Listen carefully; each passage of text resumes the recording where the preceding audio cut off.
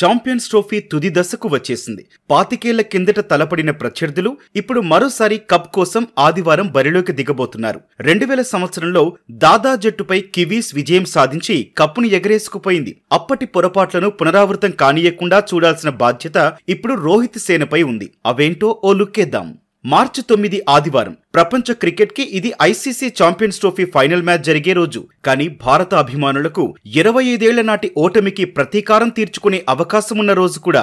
సౌరవ్ గంగూలీ నాయకత్వంలోని భారత్ 2000 సంవత్సరంలో champions trophy final కు చేరుకుంది. అప్పుడు కివీస్ కు సారథిగా స్టీఫెన్ ఫ్లెమింగ్ వ్యవహరించాడు. తొలుత బ్యాటింగ్ చేసిన టీమిండియా 6 వికెట్లకు 264 పరుగులు చేసింది. కానీ లక్ష్య ఛేదనలో కివీస్ ను ఆపలేకపోయిన భారత్ 4 వికెట్ల తేడాతో ఓటమి పాలైంది. కెన్యాలోని నైరోబీ వేదికగా ఈ ఫైనల్ జరిగింది. టాస్ నెగ్గిన కివీస్ బౌలింగ్ ఎంచుకుంది. దీంతో తొలుత బ్యాటింగ్ చేసిన టీమిండియాకు శుభారంభమే దక్కింది. ఓపెనర్లు సౌరవ్ గంగూలీ 117, సచిన్ టెండూల్కర్ 69 పరుగులు చేసి తొలి వికెట్ కు 141 పరుగులు జోడించారు. సచిన్ అవుట్ అయిన తర్వాత క్రీజ్ లోకొచ్చిన రాహుల్ ద్రావిడ్ తో కలిసి గంగూలీ రెండో వికెట్ కు 61 పరుగులు జోడించాడు. వీరిద్దరూ స్వల్ప వ్యవధిలోనే పెవిలియన్ కు చేరారు. అప్పటికి భారత్ 42.3 ఓవర్లలో 3 వికెట్లకు 220 పరుగులు చేసింది. అంతా బాగానే ఉంది. నెక్స్ట్ హిట్టర్లున్నారు. భారత్ కు భారీ స్కోరు పక్కా అనుకున్నారంతా. కానీ అక్కడ జరిగింది వేరు. ఆఖరి 45 బంతుల్లో భారత్ 44 పరుగులు మాత్రమే చేసింది. మిడిల్ ఆర్డర్ లో యువరాజ్ 18,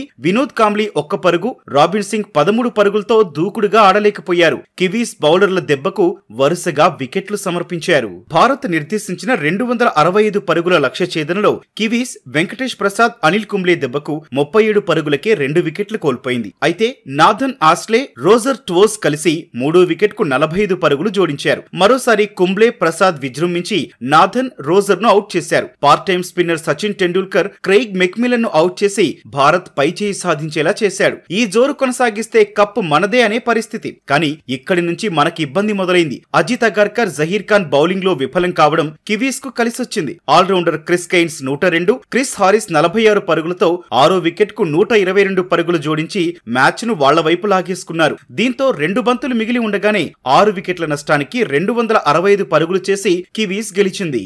అయితే పైన చెప్పిందంతా గతం. అప్పటి ఇండియన్ బ్రాండ్ క్రికెట్ కి ఇప్పటి ఆట తీరుకు అస్సలు సంబంధం లేదు. గంగూలీ సేనతో పోలిస్తే ఇప్పుడు రోహిత్ సేన అన్ని విభాగాల్లోనూ బలంగా ఉంది. 2000 సంవత్సరం ఫైనల్లో టాప్ 3 బ్యాటర్లు పెవిలియన్ కు చేరిన తర్వాత మిగతా ఆటగాళ్లు దూకుడుగా ఆడలేకపోయారు. కానీ ఇప్పుడు 8వ నంబర్ వరకు ఉన్న బ్యాటర్లు ఫామ్ లో ఉండటం సానుకూల అంశం. ఒకరిద్దరు విఫలమైనా ఏ మాత్రం కంగారు పడకుండా జట్టును గెలిపించిన సందర్భాలను ఇప్పటికే చూశాం. ఇక బౌలర్ల విషయంలోనూ మెరుగైన స్క్వాడ్ తోనే భారత్ బరిలోకి దిగింది. 4 స్పిన్నర్ల మంత్రంతో ప్రత్యర్థి కివీస్ ను అడ్డుకునేందుకు భారత్ సిద్ధమవుతోంది. ఇప్పటికే లీగ్ దశ మ్యాచ్ లో కివీస్ ను కంగారు పెట్టి సెమీస్ కొచ్చాం. అయితే ఏ క్షణంలోనైనా మ్యాచ్ ను మలుపు తిప్పగల సమర్థులు కివీస్ జట్టులో ఉన్నారు. ఫలితం అంచనాలు ఎలా ఉన్నా ఆఖరి బంతి వరకు పోరాడటం వారి నైజం. ఛాంపియన్స్ ట్రోఫీలో మనం అలాంటి ఆట తీరు చూసాం కూడా. అందుకే ఒక్క ఛాన్స్ కూడా ఇవ్వకుండా టీమిండియా తమ మీద ఉన్న ఫైనల్ ఫెయిల్ ముద్రను చెరిపేసుకోవాలి. ఛాంపియన్స్ ట్రోఫీ యాడ్ లో మన స్టార్లు చెబుతున్నట్లు తాము T20 ఛాంపియన్లమని మరిచిపోయి ఇప్పుడు వన్డే ఛాంపియన్లు అవ్వాలి.